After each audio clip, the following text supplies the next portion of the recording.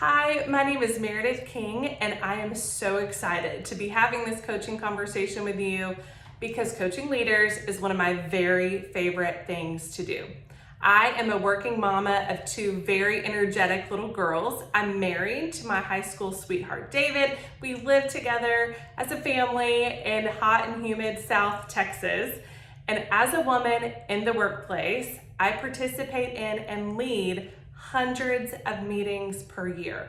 Maybe you can relate. Let me tell you about one of the worst meetings that I've ever participated in. It was a couple years ago, and I was ending my 3-year board term for an organization that I've been serving. And I got an email one day from the executive director saying that there was an annual meeting that was really important, that everyone needed to be a part of, and that it was critical and urgent discussions. And so, in trying to be a good board member, I looked at my calendar, realized my day was full, and cleared it. Rescheduled all the meetings. I even had to get extra childcare help in order to be able to attend, but the day came and I showed up. And let me tell you, the meeting was long, it was boring, it was full of sleepy slideshows reporting on data and outcomes from the past year, which we had already seen in a previous board meeting. There were a few moments of discussion, but not many. It was mostly sitting and just listening to information. There were exactly 0 decisions made the entire day.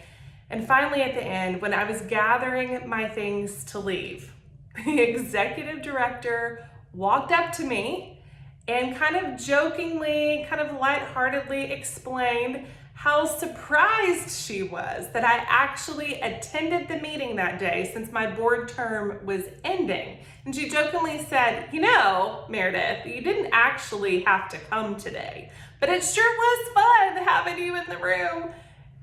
Friend, in that moment, I really had to control my face because I guarantee you there were at least 100 other places that I could have been that day that would have been more productive and more fun. I wasn't needed for the meeting. There was no action to take, no decisions to make, and everything communicated could have been done so in an email. In fact, it actually already had. I left that meeting frustrated and drained. In fact, I would venture to say we probably all know the exhaustion and frustration of attending meetings that really could have been an email. That's exactly what I'm hoping we will avoid from this day forward. We all know the pain of being part of so many meetings that we would do anything to miss the next one. We know what it's like to be in a meeting so boring that we can't help but multitask on our computer. Everybody thinks we're taking notes and we're really checking our email. Maybe you've even suffered through a meeting so incredibly awkward, it felt like Michael Scott was leading the meeting. Let me ask you an important question. On a scale of 1 to 10, how do you feel about meetings? On this scale, 10 is the person who says, "Meetings are my very favorite part of the week." And 0 is the person who says, "I'd rather get a root canal than sit through another meeting." No offense to any dentist who might be part of this coaching session. Honestly, most of us land probably somewhere in the middle. We don't hate them all the time, but we certainly don't love them. And if we can't avoid them, we'd really like to try. Regardless of how you feel about meetings, the reality is we need them. And here's the thing, the productivity and effectiveness of meetings depends on one thing: leadership. Meetings as a leader are one of our greatest responsibilities.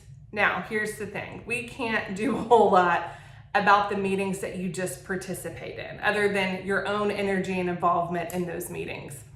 But we can do a lot about the meetings you actually lead and facilitate. Whether you're leading a board meeting, a staff meeting, a one-on-one conversation, a shift change huddle, a PTO meeting, or even a small group for your church, that's a meeting. Everything that we're going to talk about today applies to you in whatever capacity you are leading and facilitating meetings in your life. Did you know that the average person in corporate America spends time in at least 15 meetings per week. That's a lot of meetings. The average executive spends over half their time in meetings, and that's true for me. I'm the executive director of Integris Leadership. My team is spread out all over the country, and we're serving leaders all over the country, and the majority of my time, probably 50 to 65%, on some weeks 75%, is spent in some sort of meeting. Because here's the thing, with meetings, if you're going to coordinate work and stay aligned as a team, you have to meet. So here's what I want us to do. I want us from this day forward to reject terrible meetings. Instead, I want us, all of us, to facilitate great meetings. I want us to turn meetings from painful time wasters to vortexes of productivity. I want people to walk out of your meetings feeling connected, energized, refreshed, and motivated. I want your meetings to drive action, results, and impact. How's that sound? I think that's a way better vision and view of what meetings could really be. So here's what we're gonna do. We're gonna talk about the way to prepare, facilitate, and follow up on every meeting so that you and your team will start really looking forward to meetings. But there's a deeper reason here too. It's not just about productivity or being good at leading meetings. Leader, I want you to know and I want you to understand that we have a sacred opportunity in every meeting to create an experience that honors God and displays love toward others. The tone that we set can create a place of welcome and belonging. The way that we acknowledge and appreciate people in the meeting can communicate value to them. It can communicate care and respect. Even our physical demeanor and energy level can spark joy, and the outcomes of a meeting can lead to good, meaningful, impactful work that people are proud to be a part of and want to participate in. We all know what it's like to be in meetings that feel like a waste of time. So today, I want to equip you with a 3-part framework to lead meetings everyone wants to attend and that will always feel productive. A lot of this, honestly, is really going to feel intuitive. There's nothing new under the sun. But I really hope to pull these concepts together in a way that's helpful for you today, tomorrow, next week, and from every day moving forward. So here's the simple framework. Again, it's not rocket science. You probably intuitively know these things, but I think you'll find some good reminders. Number 1 is prepare. Number 2 is facilitate, and number 3 is follow up. We're gonna spend most of our time on number 2, which is facilitate, but we're gonna hit all 3 of these. But before we press on, I need you to do me a favor. I need you to pause the video and grab the free meeting agenda resource that goes with this conversation.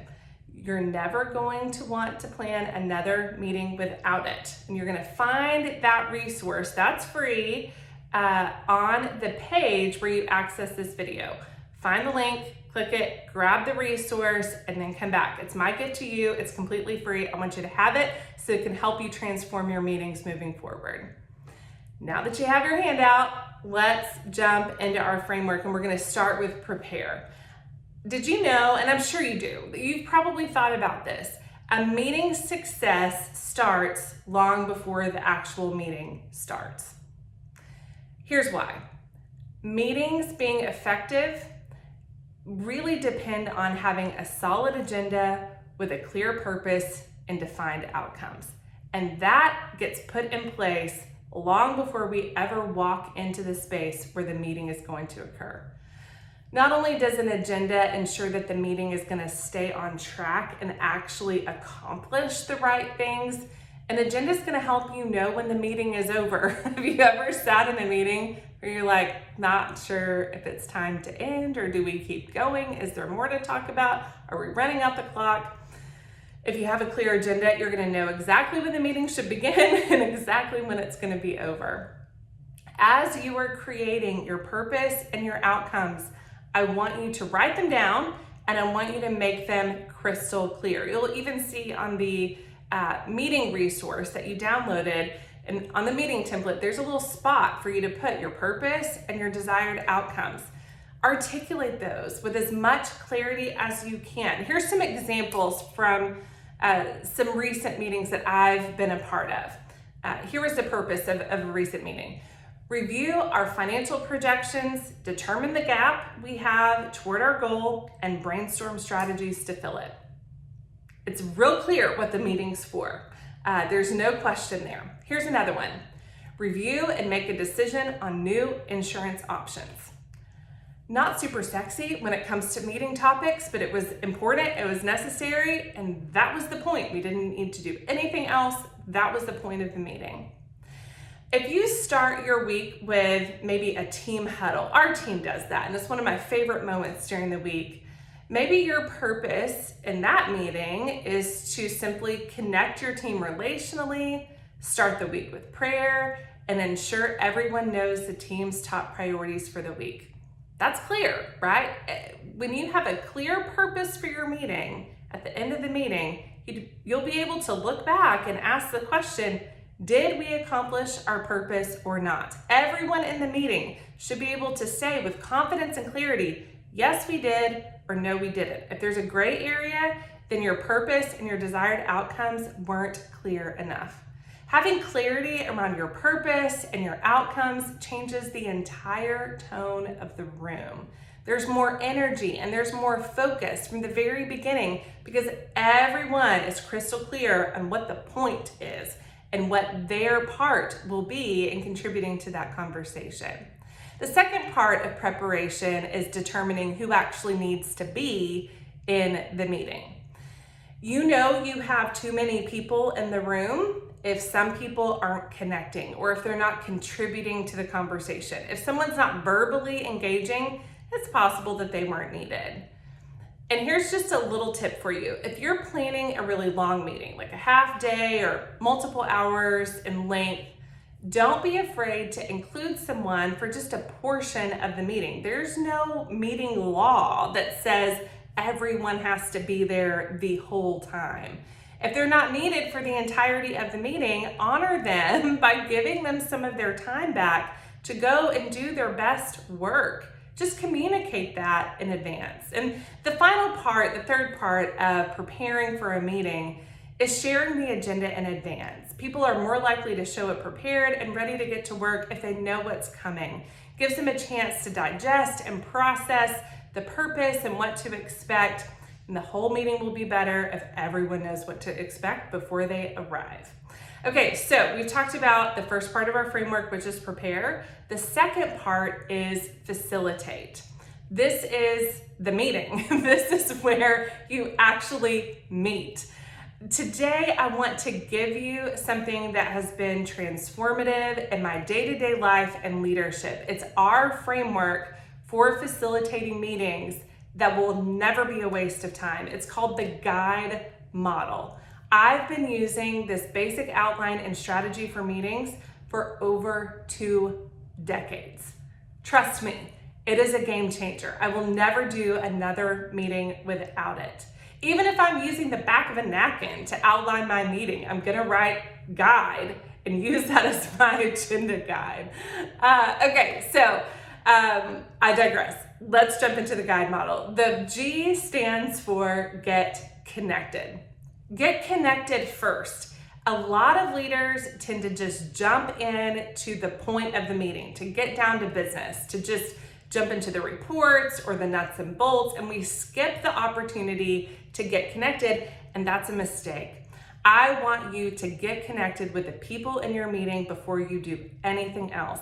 And sometimes I want you to make it fun. Maybe it doesn't have to be over the top fun every time, but more times than not, adding a little fun is probably a good idea. The purpose of getting connected is to get everyone engaged from the very beginning. There's a lot of brain research that shows the importance of people mentally and verbally engaging at the front end of a meeting. It might be a quick question that everybody takes a turn answering. It might be a short game or a little interactive activity. You can scale it depending on your meeting length to be super short or more substantial and long. It all has to do with the purpose of your meeting. One of my favorite times to get connected at the beginning of a meeting is when our team at Integris has our Monday morning huddle. I think I mentioned to you that we are a remote team. So our team is spread out from sea to shining sea, and a lot of our interaction is over Zoom. So this Monday huddle is an intentional way for our whole team to start the week together. It's part business and organization-wide communications, but it's also part water cooler conversation. Since we don't get to do that, I'm not gonna bump into somebody in the hallway or meet them at the coffee pot and be able to shoot the breeze. So we put some fun, intentional interaction in the Get Connected portion of our Monday huddles because connecting our team in a meaningful way is a priority. So we take a good chunk of our meeting agenda and dedicate it to the Get Connected portion. We might spend 15 or 20 minutes, or on a really crazy day when it gets a little out of hand, even 25 minutes on the Get Connected. We don't do that at every huddle, but on Monday, feeling connected is especially important. Our Get Connected exercise in those Monday huddles usually includes a question that everybody takes a turn answering. And honestly, sometimes those questions are completely ridiculous. I'll give you some examples from just recent huddles over the last few months. This was one of my favorites. Somebody asked the group, what would someone have to be wearing for you to immediately end a date? You can imagine the dialogue that unfolded with that question. Usually around the holidays, we're gonna do something related to Christmas movies. We might do an activity that's interactive on our Zoom screen, or maybe somebody's just gonna ask the question, hey, in your opinion, what's the best Christmas movie of all time? And 9 times out of 10, it's gonna end in a big debate regarding Die Hard and whether it's a Christmas movie or not. I've never seen the movie, so I'm gonna leave that to you to determine, but there's a lot of people on my team who feel very strongly on both sides of that aisle. One of the best Get Connected exercises that we've done recently included a hilarious chart of praise and worship styles, where the team took turns guessing and debating which style each person was. Have you seen this ridiculous chart? You can Google it, it'll pull right up. You've got the whole touchdown style of praise and worship, the hold my baby style of praise and worship, the schoolroom student style of praise and worship. And we laughed until we absolutely cried. It was so much fun. Sometimes our Get Connected is just way more meaningful. It's a little less silly and it's a little bit more serious. For example, what's one characteristic of the leader you admire most and why? We asked that one a couple weeks ago. It was a wonderful conversation. Or your go-to scripture when you need to preach the truth to yourself. Sometimes it's super simple. We just start with good things from our work week, which is fun because it allows us to start the meeting with celebrations about the impact of our work. When we get people connected at the beginning of a meeting, they're more likely to stay engaged throughout the meeting. So no matter how packed your agenda is, prioritize time to get connected. It'll get your people on the same page. It'll get their energy moving in the same direction. It's a worthy investment, I promise. That brings us to you. So we've got Get Connected, that's the G. U is understand needs. Leader, one of the most fatal assumptions that we make is to assume that we know what people need. So when you get to the U part of the guide model in your meeting, this is where I want you to recap the purpose and the outcomes for the meeting. You're gonna restate those. You're gonna hit the key highlights from your agenda, and then you're gonna invite the group to communicate any additional needs that they have for your time together. This is your opportunity to prioritize the needs of your team above your own needs. This is not the time, however, pay attention to this. This is not the time to rabbit trail and answer and tend to all the needs as they're voiced. You don't need to discuss all the topics. You don't need to take care of all the things. I just simply want you to capture any needs that are voiced in this use section of the guide model on a list. And as you go throughout your agenda, where you can, address those needs and tend to them. And we'll take care of any that go unaddressed later on in the guide model. That's really all this is for. This is not about problem solving or derailing your agenda. It's about listening and capturing any needs that maybe aren't already planned to be tended to. That takes us right into I, which is invest. This is where you invest time and energy into accomplishing the purpose and the outcomes of your meeting. This is the point of your meeting. It's where you also invest in meeting the needs of the people that voiced needs in the U section of the guide model just before. If it fits, if those needs can fit, then you want to tend to them in the invest section. This is the meat of your agenda. It's where the work is going to get done and where your outcomes are going to be produced. Usually the I is the most lengthy portion of your meeting agenda. That takes us right into D, which is determine next steps. I love this one. How many times have you left a meeting and you didn't know what just happened or what they were talking about? Anybody else? I've definitely experienced that. How many times have you left a meeting where you were Googling how you were supposed to do whatever task you've been assigned? Anybody else Google how to do their job? Have you ever walked out of a meeting, made it back to your desk, and wondered what your action items were? Was I supposed to do that? Is Heather taking care of that? Am I supposed to initiate that conversation with Brent, or am I waiting for him? Or maybe you've walked out of a meeting and you knew you had a big deliverable but had no clue when it was due, so you weren't sure how to prioritize it.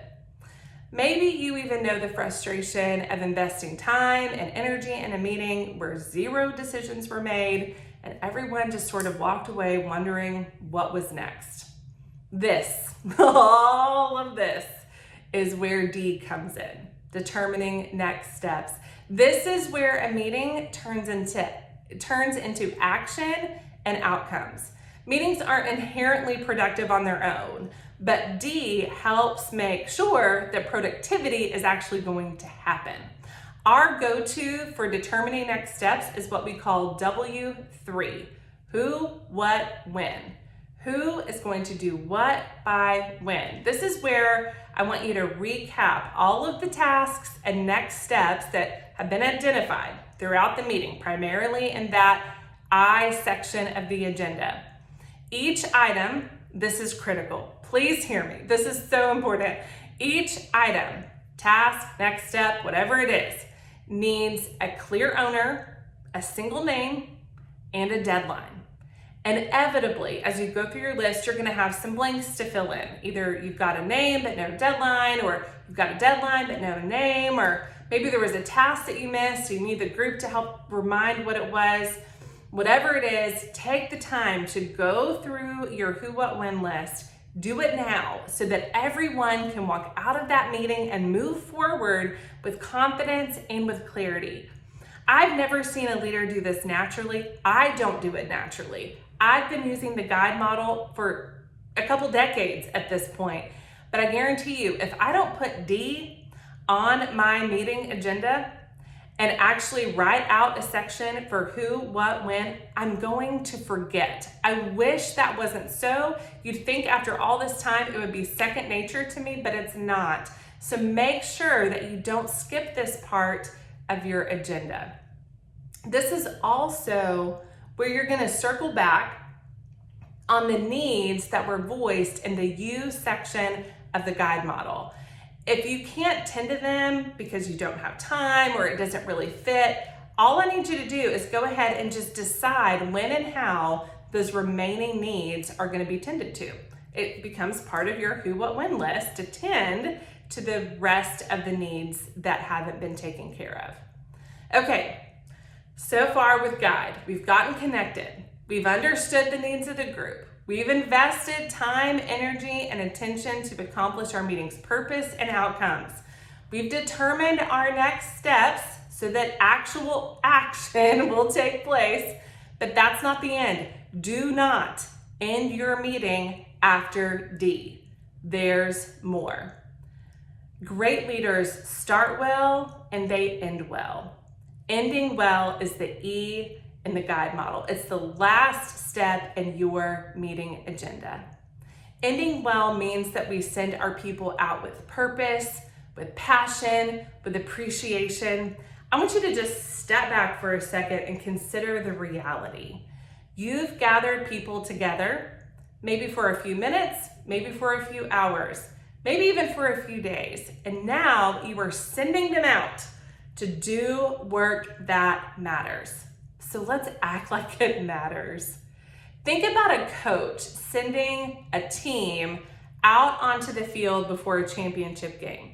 Maybe you've seen that in a movie, or maybe you're an athlete and have been one of the players being sent out to play in a championship game. Whatever it takes, get that image in your mind.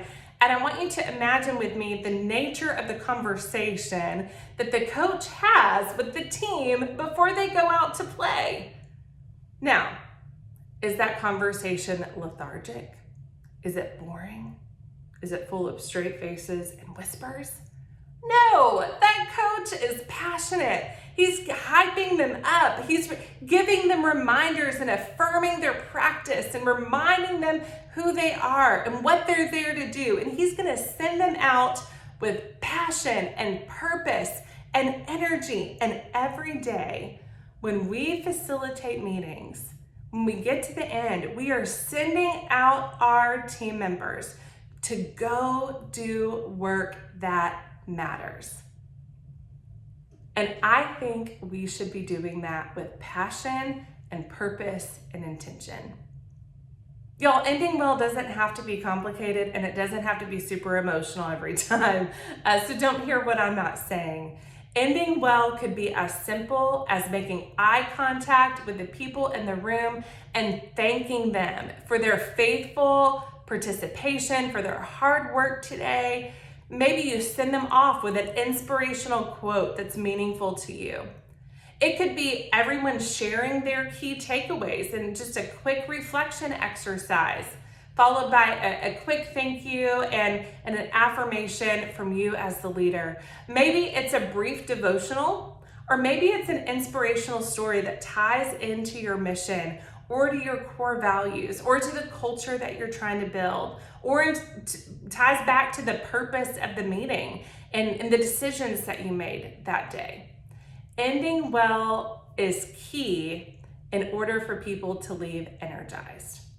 If we stop short of ending well, then we're just kind of ending on a weird note. There's no resolve. This refocuses everyone's attention from the tasks and the to-dos back to the purpose and to the team. And that's a great way to end a meeting. Okay, friends, so now you have the guide model, the secret sauce to making every meeting effective and fun and impactful. I can't wait for you to use it. It's been meaningful to me, and it's been a joy to share it with you. That takes us to our third part of our meeting framework, which is following up. So follow up, that's the last piece of this little puzzle. We all leave meetings and return to lengthy to-do lists and full inboxes, right? Like we've got 1,000 other things waiting for us every time we leave a meeting. But before you put the meeting behind you, I want you to do a couple things that'll really make a significant difference for you and for your team. I want you to send a follow-up to the people in the meeting, kind of recapping and summarizing the who, what, whens. And I want you to consider a fourth W that's really important, and that's where. Where are you as the leader going to follow up on all of those who, what, whens for accountability and additional communication? Is there going to be a follow-up meeting with that same group of people? Are you going to touch base with the owners of those who, what, whens and your one-on-one huddles with them? Where's the accountability? Where's the additional communication? Where is that happening? And make sure that you put the right information on those meeting agendas so the balls don't get dropped. One other thing, don't forget your own next steps. It's really easy to be focused on everyone else's that you forget to integrate yours into your to-do list. So don't miss your own next steps.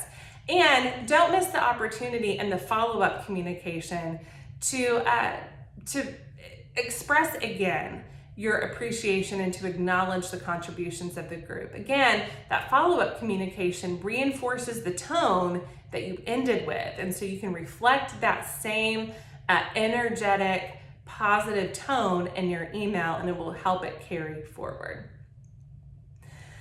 Well, I told you about the worst meeting that I've ever been a part of. And now that we have covered this 3-part framework of preparing, facilitating, and following up, I want to tell you about my favorite meetings. My favorite meetings are the ones where everyone walks in prepared and excited to be there, where we laugh and we have some fun and we walk out at the end feeling like we really moved the dial because we accomplished our purpose. These are the meetings where I feel seen, understood, empowered, and like I'm part of a team. I'm part of something that's bigger than just me. It's where I feel like I belong and I have purpose. I do not mind going to those meetings. And I really purpose to try to lead those kind of meetings. Here's a clue, friend. Just a little friendly tip from me to you. This isn't just for your work meetings. It's for your interactions with your kids, your date nights, your volunteer meetings at your church. It's really easy to adapt the guide model for all sorts of different scenarios. So take it and use it everywhere that you possibly can, in emails and text messages. Just imagine how it can transform the dynamic in our homes when we take the time to get connected with the person who walks in the back door after a long day of work, or our kids when they get home from school. When we take time to understand the needs of the people that we're doing life with instead of assuming that we know. You kind of get the point. It applies in a lot of different scenarios, but I'm absolutely confident of this. If you use the guide model, it will transform your meetings. Every meeting is an opportunity to create an experience. And that, leader friend, is an opportunity worth stewarding with intention and purpose. Here's to better meetings.